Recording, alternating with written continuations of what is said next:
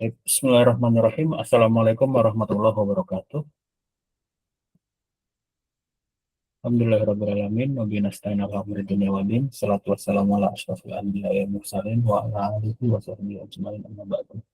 Alhamdulillahirrahmanirrahim. Pada kesempatan siang hari ini, di hari Jumat yang penuh berkah ini, kita bisa sama-sama kembali bermuajah bersama ustadz kita, Al-Fatih Ahmad Yarani, dalam kajian pekanan Atiralen, bersama teman-teman Atiralen dalam pembahasan hadis-hadis pilihan dari kitab Tafsir Fathul Mubin.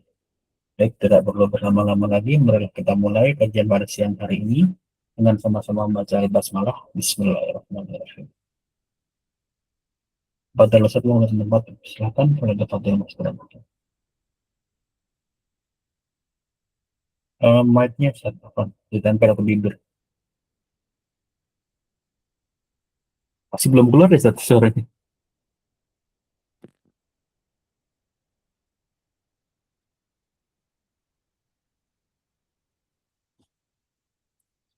Baik, bismillahirrahmanirrahim. Alhamdulillahirabbil alamin wassalatu wassalamu ala asrafil anbiya'i wal mursalin wa imamil muttaqin wa ala alihi wa ashabihi ajmain. Allahumma inni a'udzubika an adilla aw udalla aw azilla aw uzalla aw adlima aw udlama aw ajhala alayya. Rabbi israh li sadri wa yassir li amri wa hlul 'uqdatam min lisani yafqahu qawli. Alhamdulillah, ikhwani wa akhwati rahimakumullah, teman-teman Atiralen yang dirahmati Allah Subhanahu wa taala. Alhamdulillah pada siang ini kita bisa berjumpa kembali di kajian rutin kita.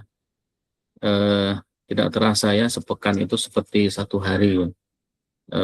Apa kita masih ingat, kayaknya baru kemarin kita kajian, sekarang udah kajian lagi. Itulah mungkin perjalanan waktu sangat cepat sekali, menunjukkan ini adalah tanda-tanda hari akhir. Kemudian juga satu tahun juga terasa cepat ya. Kemarin baru Muharram, sekarang sudah Muharram lagi, tahun 1448 Hijriah ya. Jadi sudah berlalu tanggal 1 Muharram ya. Alhamdulillah kemarin juga mungkin teman-teman sudah melaksanakan Shaum Tasu'a wa Asyura ya. Semoga Allah Subhanahu wa taala memberikan kebaikan dengan wasilah shaum tersebut dan juga bisa menghapuskan dosa-dosa yang dilakukan ya.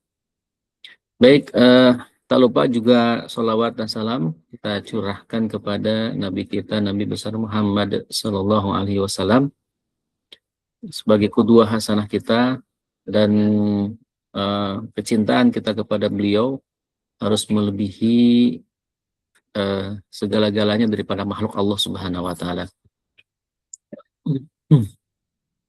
Baik, teman-teman yang dirahmati Allah, kita lanjutkan satu hadis. Hadis ini menarik sekali kita bahas, walaupun pendek, tetapi ini sering ya, tanpa sadar kadang-kadang kita melakukan hal ini gitu ya, tanpa sadar karena asik ngobrol gitu ya. Kemudian kita melakukan hal ini, dan mungkin tanpa sadar juga kita telah menyakiti teman-teman kita ya, teman sebelah kita, karena sikap kita yang disebutkan dalam hadis ini. Baik, kita coba baca. An Abdullah bin Mas'udin radhiyallahu anhu qala Nabiyyu sallallahu alaihi wasallam, idza kuntum salasatan fala yatanaja rajulani dunal akhar hatta takhtalitu bin nasi ajla an yuhzinahu. Jadi dari Abdullah bin Mas'ud radhiyallahu anhu berkata, bersabda Nabi Muhammad sallallahu alaihi wasallam, idza kuntum talasah, apabila kalian bertiga ya, jika kalian sedang bertiga, fala yatanaja, maka janganlah kalian berdua ya, yatanaja rajulani, maka janganlah dua orang itu berbisik-bisik ya. Jadi berbicara secara rahasia ya, maknanya la yatakallamani sirron ya. Jadi berbicara berbisik-bisik dunal akhar, tanpa melibatkan orang yang ketiga ya, tanpa melibatkan orang lain yang ketiga itu. hatta takhtal itu sehingga kalian semua bertiga itu takhtal itu berbaur binasi dengan orang-orang atau orang banyak. Ajla an yuhzina, karena hal itu bisa menyebabkan orang ketiga itu bersedih, gitu ya. Nah, ini larangan kita berbisik-bisik ya apabila sedang bertiga, kemudian dua orang berbisik-bisik tanpa melibatkan orang yang ketiga. Walaupun mungkin bisa jadi pembicaraan di antara dua orang itu tidak ada sangkut pautnya dengan orang ketiga. Tapi karena berbisik-bisik itulah orang ketiga itu bisa jadi merasa dirinya itu diasingkan, ya diasingkan. Nah ini apa namanya larangan dari Rasulullah SAW. Insya Allah ya. Dalam hal ini pun Islam memperhatikan gitu ya, perasaan orang lain gitu ya. Nah, jadi maksudnya. Nah, baik kita coba kupas ya sedikit demi sedikit hadis ini. Jadi makna secara penjelasan asyarhu wal bayan ya. Ya hadis ini merupakan hadis larangan ya dari berbisik-bisik di antara dua orang. Ya, jika di hadapan orang ketiga gitu ya. Kalau kita ngobrol bertiga kan asik ya, maksudnya semua bisa terlibat gitu ya. Tapi kalau misalkan ngobrolnya hanya berdua, apalagi ditambah bisik-bisik ngobrolnya itu, nah ini yang ketiganya bisa pikirannya macam-macam ya. Bisa mungkin dia berpikir ngomongin dirinya gitu kan, atau mungkin dia tidak diajak dalam kegiatan apa gitu ya. Nah, maka itu tidak boleh, dilarang ya. Islam melarang berbisik-bisik kalau ada yang bertiga. Nah, sebenarnya maksud bertiga di sini kalau kita lihat ya penjelasan dari hadis ini, jadi disebutkan di sini fi hadzal hadisi yanha Nabi sallallahu alaihi wasallam anit tanaji ya. Jadi Nabi itu melarang berbisik-bisik ya wa tahaddasa sirran dan berbicara secara rahasia bainasnain di antara dua orang saja munfaridain amamat salis di hadapan orang yang ketiga. Kenapa hal itu tidak boleh? Disebutkan di sini alasan li'anna dzalika yuhzinuhu, karena hal itu bisa menyebabkan orang ketiga itu bersedih tadi. Ya, menyangka ngomongin dia kah atau mungkin tidak diajak terlibat dalam satu proyek atau apa gitu ya. Bahkan wa yusu'u aku illa idza ikhtalata salasatu bi ghairihim. Bahkan bisa menyakitinya ya, kecuali apabila yang ketiga itu sudah berbaur dengan orang lain. Nah, maksudnya ketika tiga orang misalkan berkumpul, lalu datang orang keempat, lalu kita ngobrol berdua dan dia pun ngobrol berdua dengan yang itu tidak masalah. Artinya apa? Dia pun ada teman ngobrol, ya, dan kita pun berdua ada teman ngobrol. Jadi kalau sudah datang yang orang keempat, maka itu sampai muncul orang yang keempat lah ya gitu. Nah, baru boleh kita ngobrol berdua karena dia pun ada temannya untuk ngobrol berdua. Au'udina lahum bidzalik, atau kalaupun tetap bertiga, orang ketiga itu ngizinin gitu. Misalkan yang dua orang, maaf ya, saya mau ngobrol sebentar berdua nih. Ini bukan masalah kamu, misalkan masalah keluarga kita berdua, ya silahkan gitu. Nah, kalau diizinkan berarti silahkan. Ya. Nah, ada hadis yang lain yang semodel dengan ini yang diriwayatkan oleh Ahmad An-Nafi' an Ibni Amrin Ibni Umar marfu'an, ya di sini derajatnya marfu'.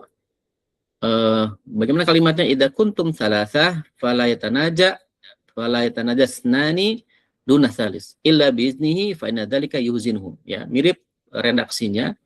Jadi kalau sedang bertiga maka tidak boleh berbisik-bisik dua orang tanpa yang ketiga kecuali dengan si izinnya ya, karena hal itu bisa menyebabkan menyedihkan, membuat sedih orang yang ketiga.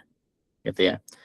Nah, pertanyaan yang muncul dari hadis ini adalah apakah ketika bertiga saja, ya dua orang ini berbicara yang dilarang itu berbicara berbisik-bisik tadi, atau bagaimana? Nah, ternyata penjelasan ulama di kitab ini bahwa wal illatu min hadan nahi, ilat daripada larangan ini adalah apa? Annal wahida idza baqiya munfaridan. Ya, jadi ilatnya itu adalah membiarkan satu orang tidak ada teman. Jadi kan 3 orang nih, 2 orang bisik-bisik, 1 orang tidak ada teman. Lalu berarti di sini disebutkan kalau misalkan jumlahnya lebih dari 3 orang, misalkan 4 orang, lalu 3 orang ngobrol-ngobrol, udah dipisahkan 1 orang itu pun juga sama. Begitupun juga mungkin 10 orang ngumpul gitu ya. 10 orang, lalu ada yang dicuekin 1 orang, diabaikan misalkan, diasingkan, itu juga sama. Nah, jadi elatnya itu bukan fokus ke 2 orang, ya 3 orang, 4 orangnya, tapi fokusnya itu adalah mengasingkan 1 orang gitu. Tidak melibatkan 1 orang itu yang menjadi elatnya. Berarti berapapun jumlahnya, jika ya sekelompok orang tuh berbicara atau ngobrol, lalu kemudian mengasingkan 1 orang itu, ya ada sikap pengasingan, maka itu pun sama dengan hadis ini. Maknanya begitu. Gitu ya. Dan kalau kita tarik ke zaman sekarang, itu bisa jadi tidak hanya dalam aktivitas ngobrol secara fisik. Misalkan sedang ngobrol di masjid, ya kan, menunggu ini, lalu ngobrol-ngobrol dulu, misalnya setelah sholat maghrib, misalkan setelah zikir, setelah baca Quran, lalu keluar sebentar, cari udara segar, ngobrol-ngobrol di situ atau di masjid, diskusi gitu ya. Lalu ada 1 orang yang tidak diajak ngobrol, gitu, tidak ditanya, tidak diapain, ini asik ngobrol gitu ya. Nah, itu membuat sedih itu 1 orang itu, gitu. Walaupun jumlahnya tidak 3 orang gitu, bisa jadi 4 orang, tapi yang satu diabaikan gitu ya. Bahkan ketika dia nimpalin, dia dicuekin, nggak ada yang merespon, misalkan itu juga sama itu. Modelnya itu adalah masuk dalam larangan hadis ini, itu menurut penjelasan daripada kitab ini. Nah, mungkin juga dalam dunia modern itu di grup WA misalkan, ya. Kan kadang-kadang ada ya di grup WA itu, mungkin grupnya ada berapa orang ya. eh, Ketika teman yang lain komen di situ, dikomentari lagi, dibalas lagi. Ada 1 orang yang ketika komen tuh nggak ada satupun yang nimpalin gitu kan. Betul-betul seperti dicuekin. Ya pertanyaannya nggak dijawab, ya kan. Kemudian juga joknya tidak ada yang tertawa, tidak ada yang ngasih respon sama sekali. Dia betul-betul seperti terasing di grup WA itu juga sama. Ya modelnya seperti itu. Nah ini Islam itu melarang yang model begitu. Ya Islam itu melarang modelnya begitu. Jadi harusnya semua diajak, gitu, diajak terlibat atau direspon, ada simpati, ada empati dari kita gitu. Baik dalam grup WA atau grup apapun itu ya, ataupun ketika ngobrol di masjid gitu ya. Jadi semuanya itu diusahakan bisa terlibat gitu. Ya mungkin ada orang yang modelnya itu tidak bisa bicara kalau nggak ditanya, kan ada model begitu ya. Dia diam saja, tapi sebenarnya dia ingin ngobrol, tapi bingung dia mau ngobrol apa gitu kan. Nah ini kalau ada seorang muslim yang ngeh dengan hal ini, dia tarik tuh, ayo kamu apa ditanya gimana kayak gitu ya. Nah itu masya Allah itu merupakan bagian daripada ibadah. Gitu kan. Kenapa ibadah? Karena mengasingkan orang untuk tidak diajak terlibat ngobrol itu kan suatu larangan di situ kan. Tidak boleh gitu mengabaikan sesama muslim ya kan. Nah berarti kalau dia tidak diabaikan, diajak, itu berarti kan mendapatkan pahala, berarti menjadi ibadah juga gitu. Nah, masya Allah ya. Jadi ini hadis ini mengingatkan kepada kita ya di zaman sekarang ya, yang mungkin kita seringnya di sosmed, di grup gitu ya. Nah makanya kalau ada teman yang posting apa gitu ya, minimal kita kasih like atau ucapan makasih, syukron tuh. Jadi jangan diabaikan gitu ya. Kirim sesuatu tuh dicuekin gitu kan. Memang sih dirit gitu kan. Kadang-kadang kan orang tuh perlu respon gitu kan. Ya perlu respon itu. Ya, itu akan terjadi lingkungan yang hangat nantinya kan. Akan hangat, terjadi interaksi di grup itu. Jadi apa namanya? Menjadi betul-betul hidup gitu. Ya kalaupun hidup kadang-kadang 1 orang diabaikan, itu juga nggak boleh ya. Nah, mungkin dirasain ya sama teman-teman. Ada nggak grup kayak gitu modelnya nih? Nah, ini jangan sampai ada model seperti itu. Minimal kita memberikan apresiasi. Kadang-kadang apresiasi sekedar emoticon juga itu membuat orang itu bahagia. Misalkan ada di grup ya, ada ngirim tausiah, nasihat, misalnya kita kasih respon jempol atau love atau piala atau apalah gitu ya, yang menunjukkan bahwa itu respon dengan pesan itu gitu ya. Jadi apa namanya, tidak dicuekin begitu saja gitu ya. Atau ada teman yang nanya kabar, Assalamualaikum, gimana kabarnya? Ya jangan dibikin jangkrik, ya krik krik krik krik gitu. Jangan ada yang komen satu.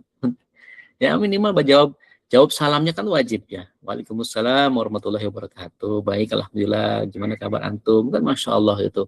Kalau grup seperti itu kan hangat jadinya. Ya, jadi grup itu bukan sekedar hanya isinya apa namanya perintah gitu kan, perintah. Kalau atau kalaupun memang grup itu diperuntukkan untuk begitu, ya nggak apa-apa. Nah, bagusnya ada grup yang memang itu modelnya cair ya. Kadang-kadang kenyamanan dalam bekerja itu kan harus ada yang cair gitu kan, cair, kemudian bisa diskusi sama teman-temannya ya kan, dan seterusnya lah. Jadi betul-betul hidup. Jadi tidak sepi ya. Nah, jadi itu hadis ini. Kemudian wahadzal makna ma'munun indal ikhtilat wa adamu ifradihi min bainal qaumi bitarki munajah itu. Jadi fala yatanajah thalasa duna wahid wala asyrah li'annahu qad naha an yutraka wahid. Jadi yang dilarang itu adalah meninggalkan yang pertama, yutraka wahid, meninggalkan satu orang. Ya, li'annal makna fi tarkil jamaah lil wahid ka tarkil isnain lil wahid. Karena makna meninggalkan jamaah, satu orang meninggalkan jamaah itu sama dengan makna satu orang meninggalkan dua orang tadi. Ya, wa mahma wujida makna fihi al-haqqu bihi fil hukmi. Jadi apa namanya? Hukumnya sama, maknanya sama, gitu ya. Tapi ikhwati wa akhwati rahimakumullah, ya demikian ya hadis ini memang cukup pendek dan maknanya hanya insyaallah cukup ya, tidak perlu ditambah lagi. Kesimpulannya bahwa hadis ini mengandung apa namanya, pertama nahyun Nabi sallallahu alaihi wasallam anit tanaji bainasnaini amamal akhar. Ya, larangan Nabi berbicara bisik-bisik di antara dua orang di hadapan orang yang satu. Nah, yang ketiga mura'atun Nabi su'ural akharin, ya, perhatian Nabi terhadap perasaan orang lain. Yang paling penting itu adalah kita harus punya empati dengan perasaan orang lain, gitu ya. Kita merasakan bagaimana kalau digituin gitu ya.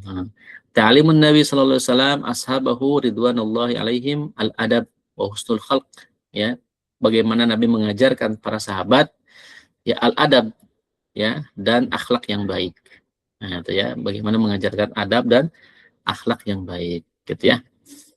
Baik, kita lanjutkan di hadis berikutnya. Nah, ini cukup panjang hadis berikutnya. An Abi Hurairah radhiyallahu anhu qala sami'tu Rasulullah sallallahu alaihi wasallam yaqul ja'alallahu rahmata mi'ata juz'in fa amsaka indahu tis'atan wa tis'ina juz'an wa anzala fil ardi juz'an wahidan, ya. Famin dalikal juz'i yatarahamul khalqu hatta tarfa'al farasu hafiraha an waladiha khasyata an tusibah. Jadi hadis ini dari Abi Hurairah, ya, Abu Hurairah radhiyallahu anhu. Qala, beliau berkata, sami'tu Rasulullah. Ya, beliau pernah mendengar Rasulullah SAW bersabda, ja'alallahu rahmata mi'ata juz'in. Jadi Allah menjadikan rahmat, ya. Jadi Allah itu membuat rahmat itu sebanyak mi'ata juz'in, ya, sebanyak 100 bagian. Jadi rahmatnya Allah itu ada 100 bagian. Fa'amsaka indahu tis'atan wa tis'ina juz'an. Allah menahan, ya, 99 rahmat, ya, 99 bagian rahmat pada sisi Allah. Nah, jadi Allah menciptakan 100 rahmat, yang 99-nya Allah tahan di sisinya. Wa anzala fil ardi juz'an wahidan, dan Allah telah menurunkan satu bagian rahmatnya. Nah, jadi yang Allah turunkan ke bumi itu baru satu rahmat dari 100 rahmat. Famin dalikal juz'i, dari satu bagian itu, satu bagian saja nih rahmat Allah turunkan ke bumi ini, ya tarahamul khalqu, ya, para makhluk di muka bumi saling menyayangi, ya. Jadi dengan rahmat Allah yang satu itu saja, makhluk-makhluk Allah di muka bumi ini saling menyayangi, ya, hatta tarfa'al farasu, sehingga, ya, seekor kuda mengangkat hafiroha, tapak kakinya, an waladiha, dari anaknya, maksudnya anak yang baru lahir. khasyata an tusibahu, khawatir terinjak atau tertimpa anaknya itu dengan telapak kakinya itu. Ya kan kuda itu kalau beranak itu kan anaknya turun ke bawah ya. Itu kuda itu punya insting untuk mengangkat tapak kakinya itu, mungkin satu ya, satu kakinya, tidak mungkin dua-duanya ya. Itu agar anaknya tidak terinjak ketika dia melahirkan anaknya itu. Ya, jadi itu salah satu manifestasi dari rahmatnya Allah, itu rahmat yang turun itu. Bayangkan kalau semuanya turun, Masya Allah. Ya, baik, kita coba bahas ya. Ini menarik sebenarnya di sini karena ada beberapa bagian yang itu kadang-kadang kita tidak paham, tapi dijelaskan dalam ayat kitab ini menjadi paham. Baik, kita coba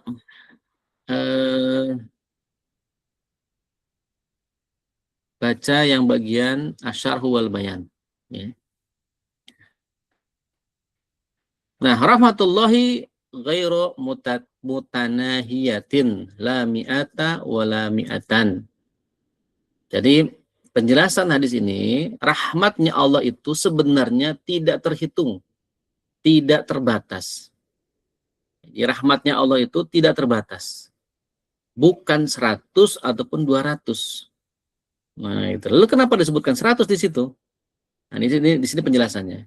Lakinnaha ibaratun anil qudratil muta'alliqati bi isalil khair wal qudratu sifatun wahidatun. Nah, jadi sebenarnya rahmat Allah itu tidak terbatas. Sebutan 100 dalam hadis itu ya, itu adalah berkaitan dengan apa namanya?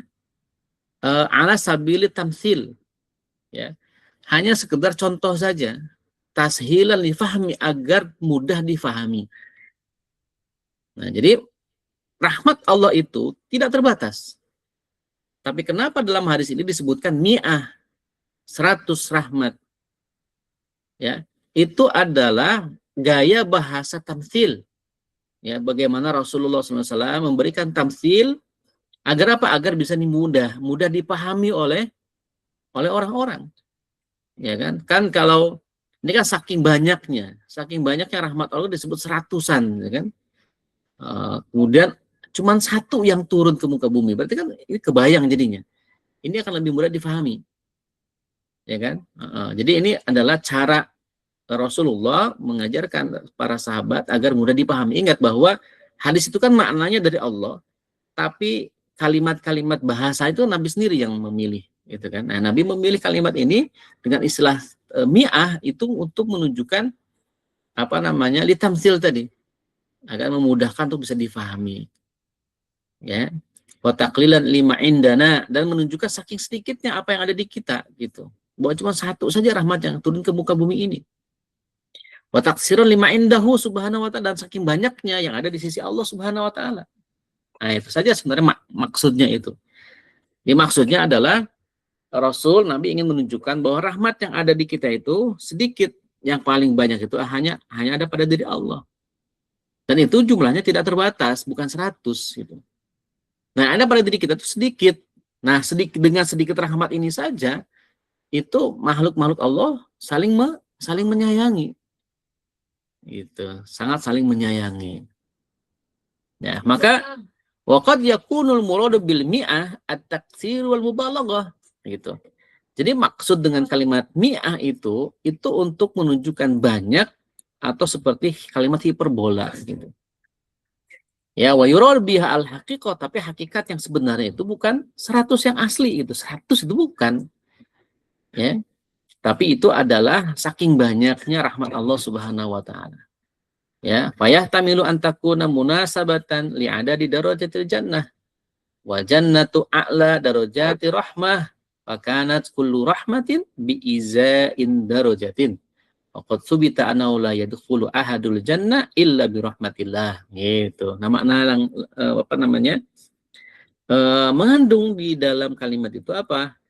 Jumlah derajat surga, gitu ya. Maksudnya levelnya surga. Dan surga yang paling tinggi itu adalah apa? Surganya rahmat. Rahmatnya Allah Subhanahu wa taala. Ya, jadi surga derajatnya surga itu dengan rahmat. Jadi masing-masing surga itu merupakan rahmatnya Allah. Ya, maka fakanat kullu rahmah bi izain darajah. Jadi setiap rahmat itu ya itu adalah setiap surganya Allah itu adalah bagian dari rahmatnya Allah.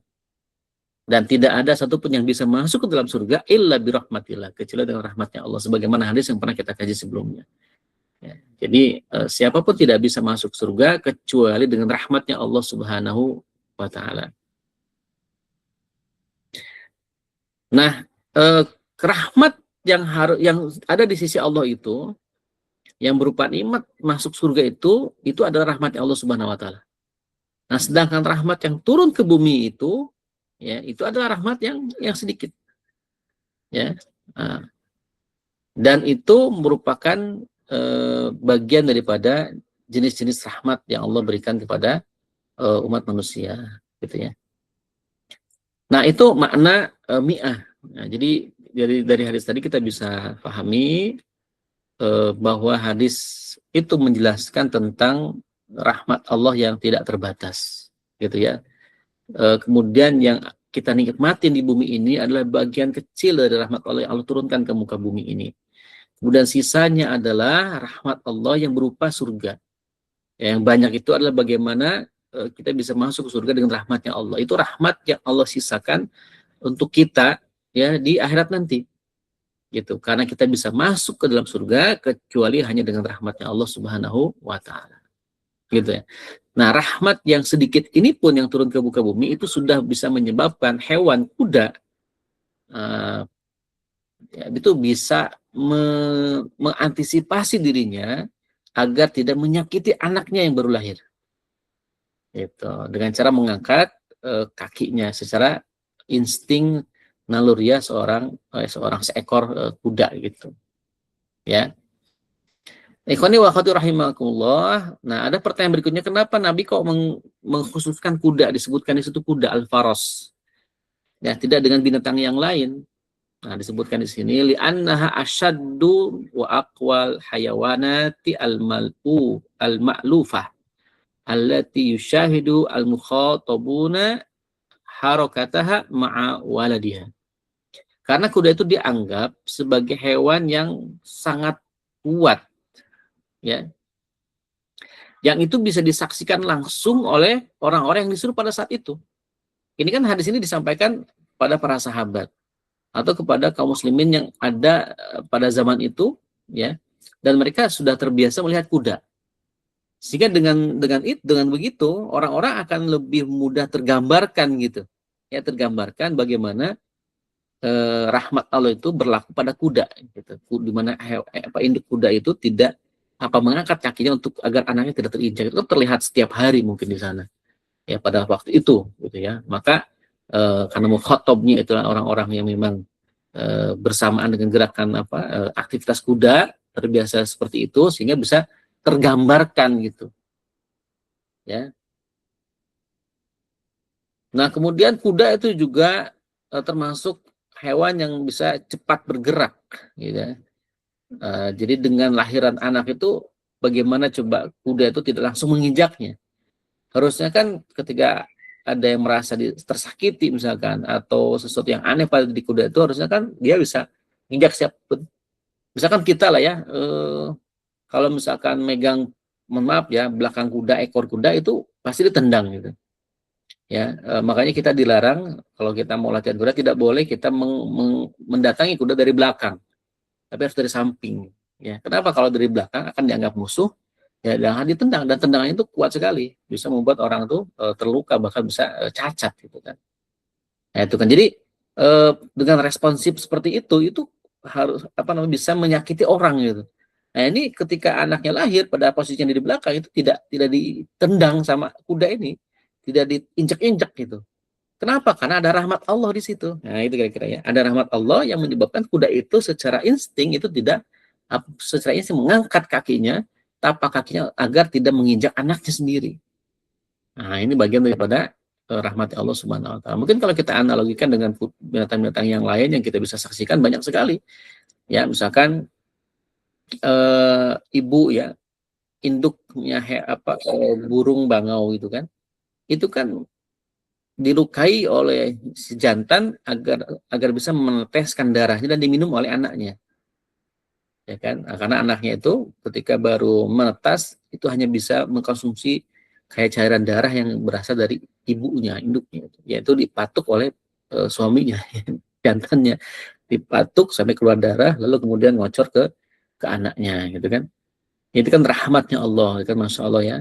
Itu banyak perilaku-perilaku yang unik daripada hewan, yang itu menunjukkan rahmat, bagaimana hewan itu juga saling mengasihi dengan anaknya, ya kan, dan juga dengan komunitasnya. Gitu. Baik, kemudian makna tarahum itu kan saling menyayangi, wa ta'atuf saling berbuat lemah lembut gitu ya, baina khalqi huwa sirru jali hadi rahmah fil ardi. Itu adalah rahasia Allah menjadikan rahmat di muka bumi ini, ya. Jadi ada rasa sayang antara orang tua dengan anaknya, anak dengan orang tuanya, rasa sayang antar suami dengan istri misalkan, rasa sayang antara sesama teman yang satu frekuensi, satu circle, itu merupakan bagian daripada rahmat Allah Subhanahu wa taala yang dirasakan oleh kita semua. Ya, bayangkan kalau tidak ada rahmat sama sekali mungkin manusia akan saling benci, ya, saling apa namanya? Saling membunuh gitu kan dan sebagainya. Nah, kalaupun ada orang-orang yang seperti itu misalkan, berarti memang Allah sudah cabut rahmatnya. Allah bisa saja mencabut rahmat itu dari seseorang. Jadi yang ada itu adalah bukan rahmat lagi, tetapi adalah angkara murka, gitu ya. Seperti kasus yang terjadi belakangan ini ya, seorang laki-laki yang menganiaya seorang perempuannya, bukan istrinya, tapi sekedar pacar, sampai kemudian cacatnya tuh parah gitu kan. Ini kan berarti sudah dicabut rahmatnya itu daripada hatinya. Ya, sampai tega-teganya dia melakukan penganiayaan tersebut gitu ya. Nauzubillah min dzalik. Tapi ikhwani wa akhwati rahimakumullah, lalu apa yang bisa kita pelajari dari hadis ini? Yang pertama adalah al-hissu ala tarahumi bainan nas. Dorongan ya Rasulullah SAW agar kita bisa saling menyayangi di antara orang-orang. Ya, jadi kita harus munculkan rasa sayang di antara kita. Ya, rasa empati, simpati, saling tolong menolong gitu ya ketika teman kita sedang kesulitan gitu ya. Kemudian ketika teman kita butuh bantuan ya, atau sekedar say hello, assalamualaikum ya, saling sapa, itu masya Allah akan terasa indah sekali hati ini, apa namanya, interaksi ini ketika ada respon dari teman-teman kita ya. Kemudian rahmatullahi ghairu mutanahiyah wala hasrah laha. Rahmatnya Allah itu tidaklah terbatas gitu ya. Tidaklah terbatas dan juga tidaklah berhenti ya. Jadi tidak terbatas, tidak terhenti. Jadi terus rahmat Allah itu akan ada terus, tidak terhenti ya, baik di dunia ataupun juga apalagi di akhirat nanti gitu ya.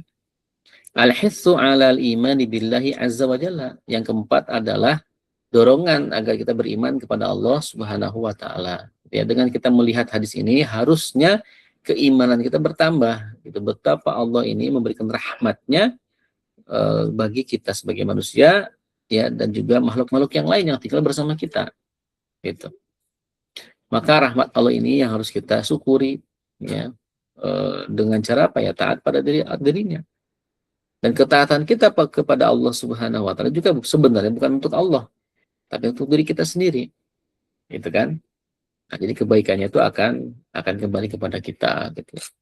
Ya, mungkin kita tidak tahu ya amal yang mana yang menyelamatkan kita dari mara bahaya, misalkan amal yang mana yang mungkin menyelamatkan kita dari tipu daya ya. Amalan baik mana yang mungkin kemudian memberikan kemudahan kepada urusan-urusan kita, itu kan bisa saja gitu. Kebaikan-kebaikan yang kita tanam itu betul-betul kembali kepada diri kita dalam bentuk yang modelnya yang lain, kebaikan yang lain. Ya, maka yakinlah ketika kita berbuat baik, tidak ada yang sia-sia. Pasti akan ada balasannya dari Allah Subhanahu wa taala. Itu kan janji Allah ya. Wa may ya'mal mithqala dzarratin khairan yarah wa may ya'mal mithqala dzarratin syarran yarah. Jadi berbuat baik walaupun cuma sebesar biji dzarrah, biji yang paling kecil di muka bumi ini, kalau dulu mungkin atom, sekarang mungkin apa namanya? Kuak ya. Kuak itu kan yang paling kecil daripada atom. Konon katanya ada lagi yang lapisan kecil dari yang kuak itu. Nah, itu lupa namanya apa. Jadi itu akan ada balasannya, gitu. Dan juga jangan merasa tidak akan dibalas ketika kita melakukan keburukan walaupun cuma sedikit. Akan ada balasannya, gitu. Balasannya itu bisa di dunia ataupun juga di akhirat. Ya tinggal tunggu saja. Nah, jadi jangan sampai kita berpikir sia-sia, ya sekedar zikir, sekedar ngucapin assalamualaikum waalaikumsalam, ya kan? Sekedar misalkan kita membahagiakan teman dengan ngasih hadiah, ya, atau apa sedikit bercanda untuk membahagiakan teman, tapi candaan yang benar ya, atau memberikan apa perhatian dan sebagainya, itu adalah mungkin kebaikan-kebaikan kecil yang kita anggap sepele, gitu. Atau sekedar menyingkirkan duri dari jalanan, batu dari jalanan yang itu bisa membuat orang celaka misalkan. Atau sekedar kita menutupi lubang di jalan takutnya ada orang yang keprosok misalkan. Itu Masya Allah gitu. Ya. Nah, sekarang banyak ya konten-konten yang menunjukkan dakwahnya itu dengan bilhal. Itu bagus.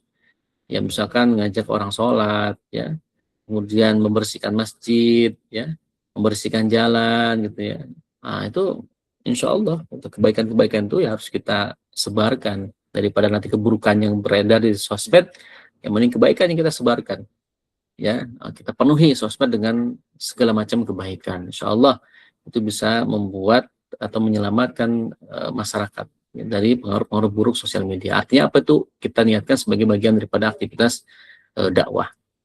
Yang kelima, ittisau roja fi rahmati al-madkhurah ya fil akhirah. Nah, jadi luasnya harapan dalam mendapatkan rahmat Allah Subhanahu wa taala di akhirat nanti.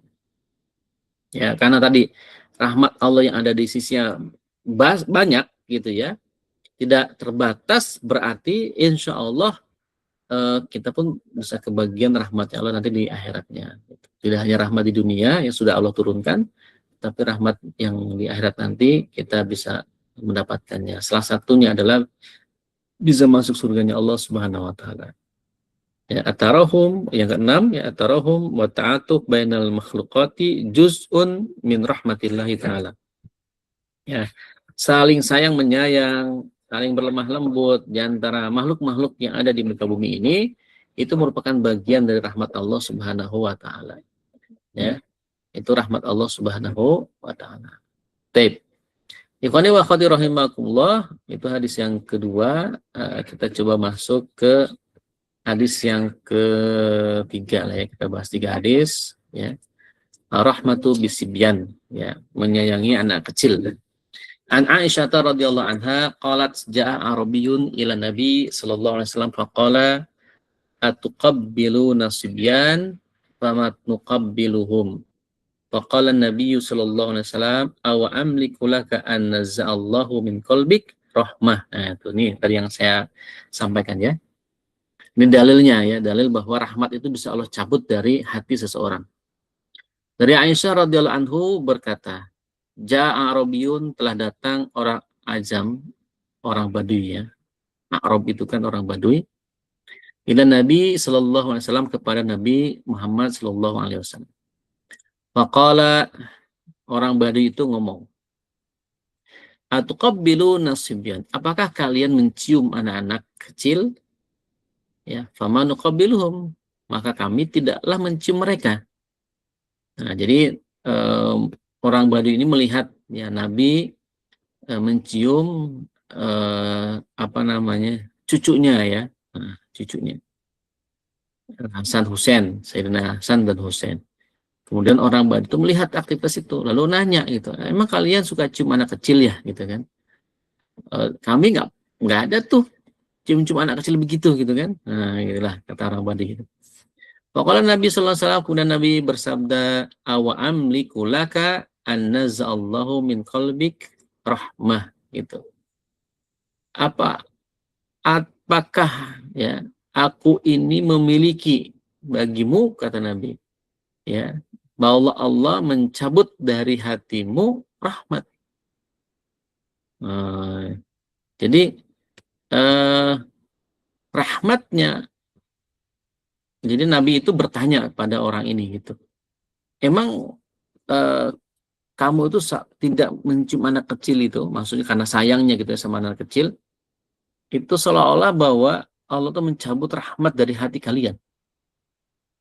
Tidak ada rasa kasih sayang ya pada anak-anak kecil. Ya.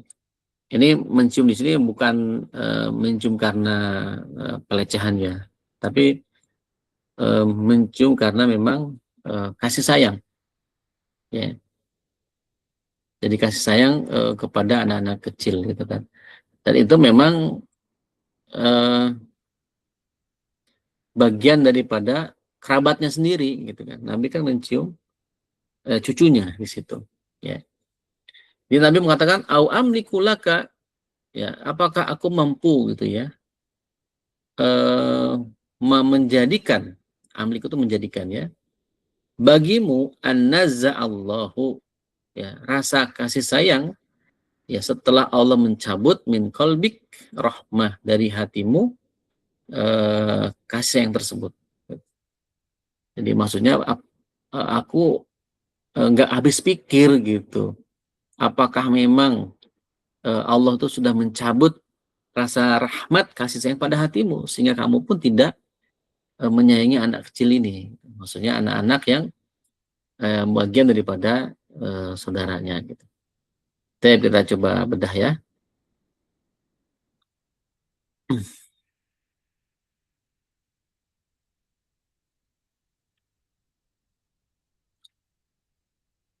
Tapi yubayinu hadzal hadisu asy-syarifu rahmatan nabi bi ahfadihi ya.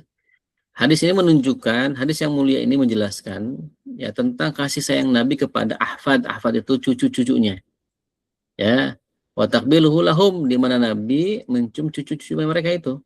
Rahmatan wa safaqatan. Haitsu ja'ahu Arabiyyun data yaumin fara'ahu yuqabbil al-Hasan wal Husain fata'ajjaba min hadzal mandhar. Ya, jadi waktu itu datanglah orang Baduy dan Nabi sedang bersendal gurau dengan cucu-cucunya. Lalu kemudian Nabi mencium cucu-cucunya tersebut dan itu dilihat oleh orang Baduy. Orang Baduy kaget gitu kan dengan pemandangan tersebut. Maka dia bertanya wasalah soal mustankir. Dia bertanya dengan pertanyaan seolah-olah menegasikan gitu. Ya, artinya pertanyaan yang nyinyir itu. Kalian mencium anak-anak gitu kan gitu loh. Ya. Maka Nabi menjawab dalam hadis yang lain, "Na'am." Ya. Iya betul gitu kan. Faraddal Arabiyyu qailan, lalu kemudian orang Badui itu menolak dengan ungkapan famanuqabbiluhum, kami tidak mencium mereka. Ya, fa'ajabahu Rasulullah SAW, maka Nabi menjawabnya, la uqaddiru an aj'ala rahmah fi qalbik. Ya, ini penjelasan dari hadis tadi ya. Tidaklah aku mampu memberikan rahmat pada hatimu ba'da an nazahallahu ta'ala minhu, setelah Allah mencabut rahmat itu dari hatimu. Jadi seolah-olah Nabi itu menyatakan bahwa aku tuh tidak bisa ngasih rahmat pada kamu gitu. Karena bisa jadi hatimu itu sudah dicabut rahmatnya oleh Allah Subhanahu wa taala sampai kamu melihat aktivitas ini merupakan bagian daripada yang bagi mereka gitu hal yang sifatnya aneh gitu. Padahal itu manifestasi daripada seorang kakek kepada cucunya gitu ya. Nah, tapi perlu digarisbawahi di sini gitu ya. Nah, yang dicium oleh Nabi itu adalah cucunya ya, Hasan dan Husain ya. Nah, jadi kita tidak boleh mencium anak kecil sembarangan gitu ya. Jadi kalau misalkan anak kita misalkan atau mungkin ponakan kita yang ya, masih mahram gitu ya. Nah, itu masih boleh gitu. Ketika masih kecil gitu ya. Nah, tapi kalau anak orang ya kan, nah itu hati-hati. Pertama bisa jadi orang tua yang tidak mengizinkan, kedua bisa jadi nanti muncul fitnah ya. Yang ketiga bisa jadi setan masuk kemudian membisikkan sesuatu yang yang buruk gitu. Ya, maka yang boleh kita cium itu ya cukup sanak famili kita saja. Ya misal kita gemes lihat bayi ya kan, lalu kita cun ya enggak masalah selama itu merupakan karib kerabat kita gitu. Yang enggak boleh itu tadi orang lain, anak orang lain dan seterusnya gitu. Karena di sini disebutkan yang dicium oleh Nabi itu adalah Hasan wal wal Husain gitu ya. Nah, siapakah di sini disebutkan siapakah orang Baduy tersebut? Ta'yinul a'rabi al-madhkur fil hadis. Jadi waqad bayana al-Hafidz Ibnu Hajar al-Asqalani ta'yinul a'rabi biqaulihi yahtamilu an yakuna huwa al-Aqra' bin Habis. Jadi orang Baduy itu namanya Aqra' bin Habis menurut keterangan yang disebutkan oleh Al-Hafidz Ibnu Hajar al-Asqalani. Oh, kamithul dalik li'ai Lu'ainah ya, Ibnu Hisan. Ya, ada juga yang mengatakan La'inah ya, Ibnu Hisan radhiyallahu anhu akhrajahu Abu Ya'la al-Musili fi musnadihi bi sanadin rijalihi siqat. Ya, jadi ada yang mengatakan riwayat daripada La'inah bin Hisan yang dikeluarkan oleh Abu Ya'la al-Musili gitu, bahwa yang orang Badi itu namanya Aqra' bin Habis ya. Dan ikhwani wa akhwati rahimakumullah, jadi hadis ini merupakan contoh gitu ya betapa Islam itu mengajarkan kasih sayang kepada sesama manusia dengan cara contoh Nabi mencium cucunya itu ya, dan itu dianggap asing oleh orang Baduy gitu ya. Mungkin orang Baduy nggak pernah cium-cium anaknya kali ya gitu. Dan yang kedua, bahwa Allah bisa saja mencabut rahmat dari hatinya. Nah, jadi kalau ada kasus orang-orang yang melakukan kejahatan, penganiayaan, itu jangan-jangan rahmat Allah sedang dicabut. Nah, apakah rahmat Allah langsung dicabut begitu saja? Tentu tidak. Ya, rahmat Allah dicabut karena pilihannya sendiri. Maksudnya begini, ketika awal-awal dia melakukan kemaksiatan, itu kan Allah suka ngasih peringatan. Ya, jangan misalkan dibikin susah untuk melakukan kemaksiatan tersebut. Ya, dia maksa terus, ya pengen lagi, pengen melakukan gitu. Nah, ketika pertama kali melakukan mungkin dia masih rasa takut. Ada rasa takut yang dia rasakan ketika melakukan pertama kali. Lalu kemudian karena ada penasaran lakukan yang kedua kali, rasa takutnya sudah mulai berkurang. Ya. Lalu yang tiga kalinya makin tidak ada tuh rasa takutnya, rasa takut, rasa malu kepada Allah makin tidak ada. Lalu kemudian rasa takut itu sudah tidak ada pada diri hati orang itu. Lalu kemudian dia melakukan kemaksiatan itu dengan biasa-biasa saja, tanpa ada rasa dosa, maka pada saat itulah Allah sedang mencabut rahmatnya Allah dari hati orang itu. Na'udzubillah min dzalik, ya. Nah, sehingga yang tersisa hanyalah angkara murka, ya kan dijelaskan ya di videonya itu dia ngaku menganiaya itu karena sedang mabok misalkan. Ya, mungkin awalnya mabok, lama-lama dia dikuasai oleh setan, oleh hawa nafsunya, lalu melakukan penganiayaan yang tidak manusiawi gitu. Nah, ini bisa saja seperti itu. Nah, bagi kita ketika kita melakukan kemaksiatan sekali dan kita masih ada rasa takut, maka yakinlah jangan diulang lagi. Ya, tobat kepada Allah. Ya, kita takut bahwa ini jadi nanti kebiasaan kita menikmati maksiat, itu kan sudah bahaya itu. Kalau kita sudah menikmati kemaksiatan, ya itu tandanya Allah sudah mencabut rahmat itu. Na'udzubillah min dzalik. Ya, na'udzubillah. Semoga Allah melindungi kita dari rasa menikmati kemaksiatan yang kita lakukan. Na'udzubillah min dzalik ya. Nah, maksudnya gini. Memang manusia itu tempat lupa dan salah, ya kan? Sesekali mungkin dia kepleset, ya, melakukan kesalahan, melakukan maksiat. Ya, sebaik-baik orang yang maksiat itu kan orang yang tobat, ya. Dia tobat kepada Allah, minta ampun kepada Allah. Jangan kemudian ketika sudah melakukan kemaksiatan, dia malah menjauh dari Allah. Sampai ada kalimat satu nggak pantas sholat, alhamdulillah ya. Saya nggak pantas berangkat umroh karena saya masih banyak maksiat. Itu salah. Ya, saya nggak pantas pakai kerudung karena omongan saya masih kotor misalnya. Itu salah. Justru ketika kita sudah tahu itu perbuatan salah, maka jangan menjauh dari Allah. Harusnya kita taat gitu. Semangat dalam melakukan ketaatan, semangat untuk melakukan menutup aurat misalkan, semangat untuk mungkin ada rizki kita diberangkatkan umrah atau haji, ya kita semangat di situ. Ya, bukan mentang-mentang saya nggak pantas. Yang menilai pantas tidak pantas itu kan sebenarnya Allah Subhanahu wa taala. Ya. Kalau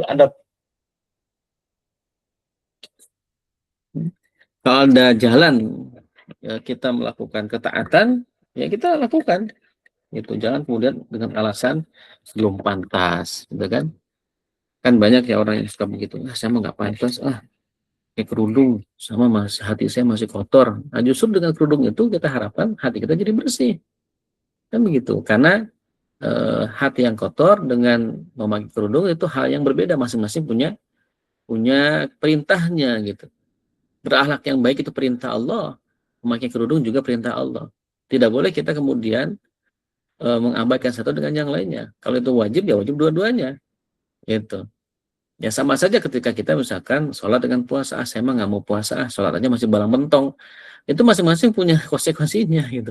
Nggak sholat dapat dosa, nggak puasa juga dapat dosa. Harusnya kan dia justru kalau sudah tahu itu salah, ya dia harus menambah ketaatannya, bukan malah berpikir, saya emang belum pantas. Nah, bukan begitu. Itu justru bisikan syaitan yang mungkin menyebabkan kita untuk malas beribadah, merasa tidak pantas, itu kan. Padahal rahmat Allah itu begitu luas. Tadi kan dijelaskan di awal ya bahwa rahmat Allah itu begitu besar, yang Allah turunkan ke dunia cuma satu, berarti Allah masih banyak rahmat yang dimiliki oleh Allah Subhanahu wa taala, itu bisa diberikan kepada siapa saja. Ya, menurut kehendak Allah Subhanahu wa taala. Nah, tinggal kita melayakkan diri untuk mendapatkan rahmatnya Allah Subhanahu wa taala itu. Ya, bukan malah menunjuk diri, melabeli diri kita seolah-olah kita tidak pantas mendapatkan rahmat Allah Subhanahu wa taala. Nauzubillah min dzalik ya. Kita lihat syarah wal bayan ya. Nah, kemudian lanjutkan lagi ta'yinul Arab, kemudian terakhir ma yursidu ilail hadis ya. Apa yang kita bisa ambil pelajaran dari hadis ini? Yang pertama adalah hirsun Nabi sallallahu alaihi wasallam ala ta'alimi ummatihi ya. Semangat Nabi, ambisi Nabi untuk mengajari umatnya. Ya, yang kedua masyru'iyatu takbil as-sabi min babi rahmah wasyafaqah ya. Disyariatkannya mencium anak kecil as-sabi ya dari bab atau dari sisi itu merupakan rahmat ya atau kasih sayang ya seseorang kepada orang lain, terutama adalah karib kerabat. Ya, takbilun Nabi SAW Al-Hasan Al-Husain itu juga menunjukkan kepada kita bagaimana Nabi itu mengecup ya Hasan dan Husain ya. Kemudian man la yarham la yurham. Terakhir itu man la yarham la yurham. Ini mahfudzat ya yang bisa kita tulis atau apa istilahnya itu quote ya. Quote kita hari ini man la yarham la yurham. Barang siapa yang tidak menyayangi, dia tidak akan disayangi gitu. Jadi kalau kita ingin disayangi oleh orang lain, maka sayangilah orang lain itu. Jika kita ingin dihargai oleh orang lain, maka hargailah orang itu. Jika kita ingin dihormati, maka hormatilah orang lain, begitu. Jadi berlaku kaidah kausalitas gitu. Ya, maka muncullah kaidah ini man la yarham la yurham. Barang siapa yang tidak menyayangi, dia tidak akan disayangi. Ya. Tapi ikhwani wa akhwati rahimakumullah, demikian mungkin hadis yang kita kaji, ada 3 hadis, mudah-mudahan bermanfaat ya. Hadis yang ketiga ini membicarakan tentang kasih sayang kita kepada anak-anak kita, kepada anak-anak kecil, harus menyayangi mereka gitu ya. Jaga mereka karena mereka merupakan bagian daripada generasi yang bisa melanjutkan kehidupan kita. Kemudian yang hadis yang kedua tadi adalah berkaitan dengan rahmat Allah yang begitu banyak, yang tidak terbatas, yang Allah turunkan ke muka bumi ini baru sedikit ya. Dengan rahmat yang sedikit itu pun itu rasa kasih sayang di antara makhluknya sudah terasa ya, seperti kasih sayang seorang induk kuda yang melahirkan anaknya dengan cara mengangkat kakinya dari tapak kakinya itu khawatir menginjak anaknya gitu. Dan hadis yang pertama yang kita bahas tadi pertama kali adalah berkaitan dengan kita menjaga hati orang lain ya. Kita perhatian dengan hati orang lain dengan cara tidak mengabaikan orang lain ketika kita ngobrol ya, kita asik ngobrol berdua, kita asingkan yang ketiga ya, atau kita ngobrol berempat, kita asingkan yang kelima ya, atau kita ngobrol bersepuluh, kita asingkan yang ke-11 gitu. Nah, baik di dunia offline nyata seperti berkumpul-kumpul ya, ataupun juga ketika di grup ya, di grup sosmed, di grup WA gitu ya. Maka jangan pernah kita mengabaikan atau tidak merespon mungkin ada teman kita ingin respon ya, nah itu respon saja ya. Jangan kemudian kita mengabaikan. Nah itu akan hidup tuh grupnya dan akan muncul rasa empati di antara teman-teman sendiri gitu. Wallahu a'lam bishawab. Silakan mungkin bagi teman-teman ada yang ingin ditanyakan atau didiskusikan tafadhol. Baik, Ustaz, terima kasih banyak atas penjelasan materi di siang hari ini. Ini sudah ada yang bertanya. Bismillah, ini kondisi sholat Jumat di masjid yang anak-anak masih ngobrol, bahkan cenderung berisik ketika khutbah Jumat mengganggu jamaah lainnya. Sebaiknya siapa yang menegur? Apakah cukup kita saja yang juga sedang mendengarkan khutbah atau sebaiknya ada petugas khusus? Oke, ini berkaitan Iya. dengan anak-anak tadi. Ini masalah di banyak masjid. Ya, pertama masjid itu memang harus dikelola dengan baik ya. Jadi bukan sekedar bangun masjid lalu orang datang sholat tanpa ada pengelolaan. Zaman Nabi saja itu masih dikelola, diatur gitu ya. Siapa yang jadi muadzin, bahkan pada zaman kekhilafan itu muadzin itu digaji dengan gaji yang besar gitu kan. Imam juga diatur gitu. Jadi mau manage masjid itu atau membangun masjid bukan sekedar bangun, tetapi juga harus diatur atau di manage. Nah, salah satu contoh pengaturan masjid yang saat ini bagus itu mungkin bisa contoh tuh Masjid Pemuda, Sejuta Pemuda ya. Ya, itu bagus tuh. Dia hidup tuh masjidnya itu hidup, ya bisa berkembang ya. Siapapun yang bisa masuk ke masjid itu nyaman gitu. Nah, ketika sholat Jumat, ya mereka tuh menyiapkan satu area khusus untuk anak-anak gitu tuh. Jadi dilokalisir gitu ya. Ayo anak-anak sini. Itu ada yang bimbingnya, anak muda yang bimbing itu. Yo sini ya kan. Nah, habis sholat mereka dikasih nasihat, jangan berisik segala macam. Pokoknya diarahin lah ya, tidak ngobrol, tidak berisik dan sebagainya. Nah, nanti habis Jumat mereka dikasih tuh Jumat berkah itu kan. Oh, pada seneng gitu. Karena begini, karena jangan sampai kemudian kita menghilangkan rasa cinta anak kepada masjid, ya kan? Kalau kita hardik dengan keras, kita larang dengan keras, itu malah memunculkan rasa ketidaksukaan anak-anak terhadap masjid. Nah, itu nanti efeknya juga bahaya, anak-anak malah senang nongkrong di tempat lain gitu. Ya. Lalu gimana kalau lagi khutbah Jumat ada anak kecil ngobrol, apakah kita boleh menegur? Justru batal, jangan itu menurut sebagian ulama. Ketika khutbah sedang dibacakan, kita kan harus diam, gitu kan? Tidak boleh ngobrol, tidak boleh menegur. Ya udah biarkan saja. Karena emang itu hukumnya. Nah, daripada kita nggak dapat sholat Jumat, wala Jum'atalahu, maka tidak ada Jumat bagi dirinya, mending udah diam saja. Nah, paling nanti setelah beres, diobrolkan tuh dengan masjid tuh, gimana nih ngurus anak-anak nih. Di sisi lain kita juga nggak bisa ngelarang, karena mungkin semangat untuk ke masjid, ya itu juga perlu kita apresiasi, perlu kita jaga ya di tengah-tengah krisis, ya anak-anak yang tidak suka masjid, anak remaja misalkan. Ya kita di manage tuh, misalkan dialokasikan satu tempat khusus buat anak-anak. Gitu. Nah, saya juga pernah sholat Jumat di satu masjid, itu anak-anak tuh dialokasikan itu. Di area mana gitu, di paling belakang atau mungkin di atas. Ya memang harus ada yang jaga juga di atas, diingetin ya, ayo ya kalau khutbah Jumat sudah naik tidak boleh ngobrol. Nah, lalu ketika khutbah Jumat ngobrol, namanya anak-anak ada aja yang ngobrol gitu. Tapi minimal tidak mengganggu yang di bawah, ya atau tidak mengganggu yang betul-betul sedang sholat Jumat. Itu yang pertama. Yang kedua, memang ada batasan sebenarnya. Jadi para ulama itu membatasi berapa usia anak itu boleh diajak ke masjid. Nah, jadi ketika usianya belum belum waktunya diajak ke masjid, ya jangan diajak ke masjid. Itu enggak masalah gitu. Nah, fakir lupa itu berapa usianya, nanti cari lagi ya. Itu ada syaratnya, para ulama itu merumuskan gitu ya, bagaimana kapan anak kecil itu boleh diajak ke masjid. Ya, kan kadang-kadang semuanya diboyong gitu kan, padahal dia masih kecil ya kan, atau mungkin masih bayi dan sebagainya. Walaupun ada juga pendapat yang membolehkan berapapun usianya, karena Nabi pernah sholat, mengimani sholat, lalu ada ibu yang bawa bayi, bayinya nangis dalam hadis itu kan, lalu Nabi itu mempercepat bacaannya. Nabi mempercepat bacaannya, tetapi tidak melarang ibu itu membawa anaknya ke masjid.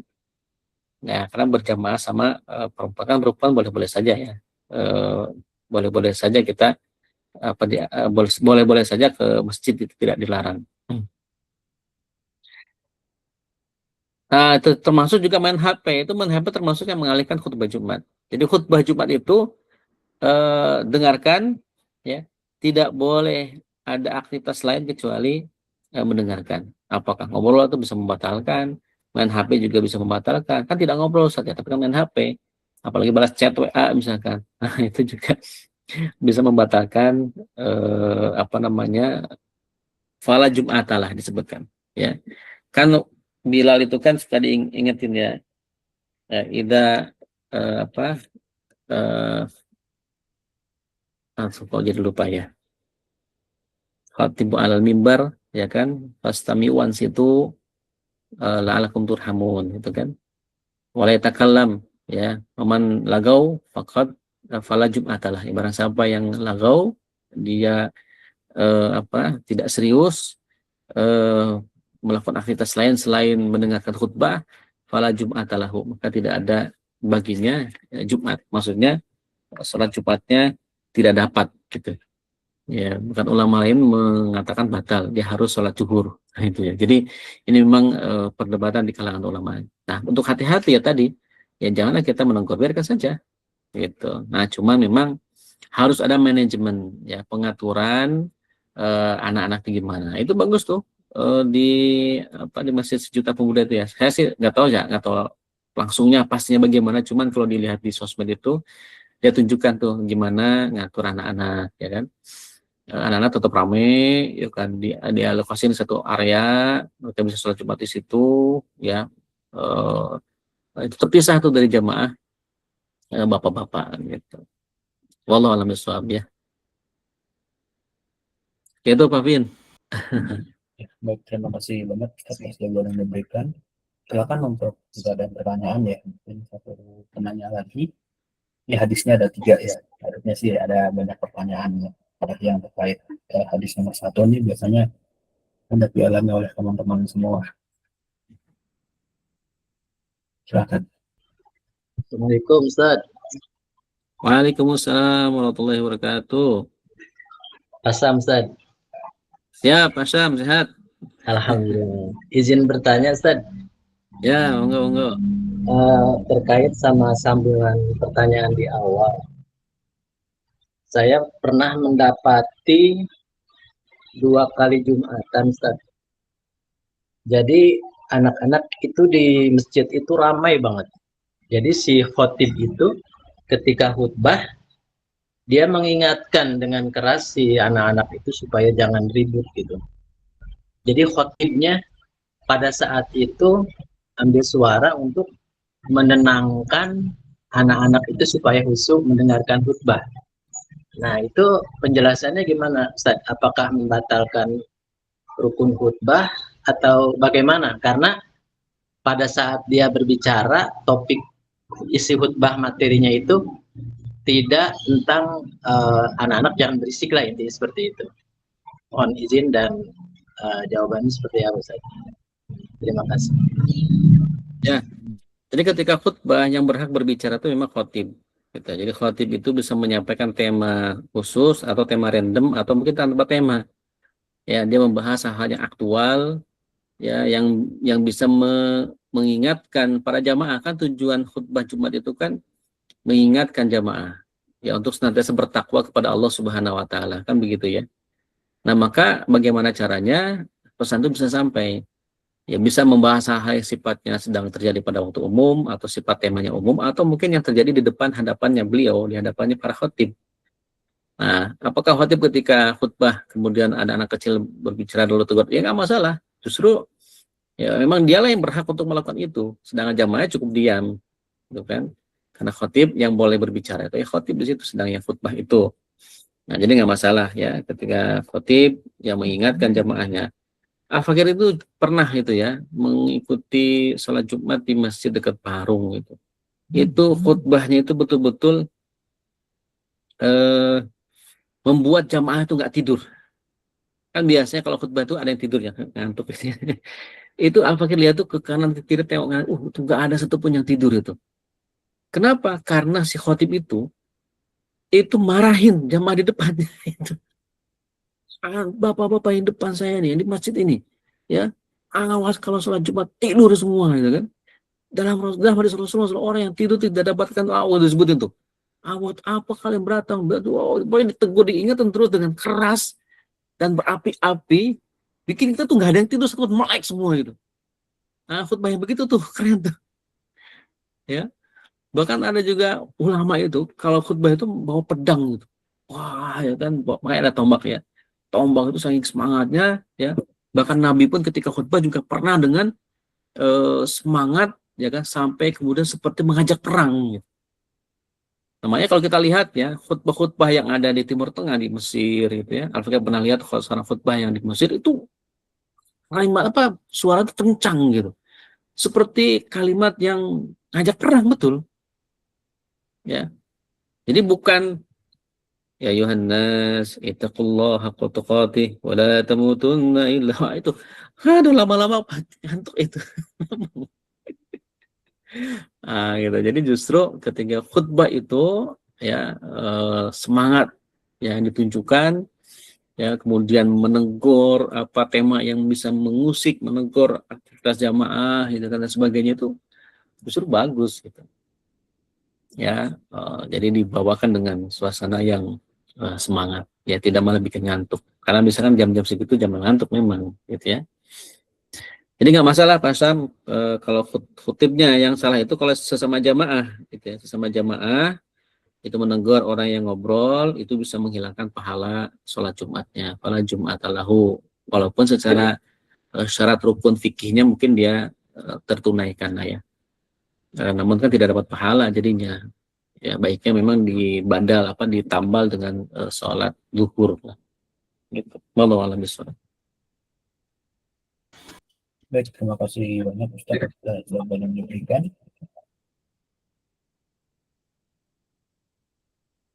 Ya, jazakumullah khairan katsiran untuk perjalanan atas penjelasan materi pada kesempatan siang hari ini dan juga untuk rekan-rekan semua.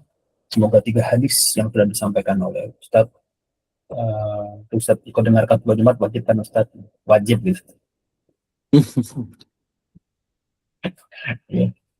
Semoga 3 hadis yang sudah dibahas oleh Ustaz Jailani ini bisa menjadikan manfaat, tambahan ilmu dan juga bisa diaplikasikan ke kehidupan sehari-hari teman-teman. Wallahu a'lam bishawab. Terima kasih. Jazakumullah khairan katsiran. Marilah kita tutup kajian pada siang hari ini dengan sama-sama membaca alhamdulillahirabbil alamin dan membaca doa kafaratul majlis. Subhanakallahumma wa bihamdika asyhadu an la ilaha illa anta astaghfiruka wa atubu ilaik. Terima kasih. Wassalamualaikum warahmatullahi wabarakatuh. Waalaikumsalam warahmatullahi wabarakatuh. Jazakumullah khairan. Nah, waalaikum. Ya, ya. Betul, wajib mendengarkan khutbah Jumat bagian daripada rukun sholat Jumat. Iya, karena bagian rukun saat ya. Ya, rukun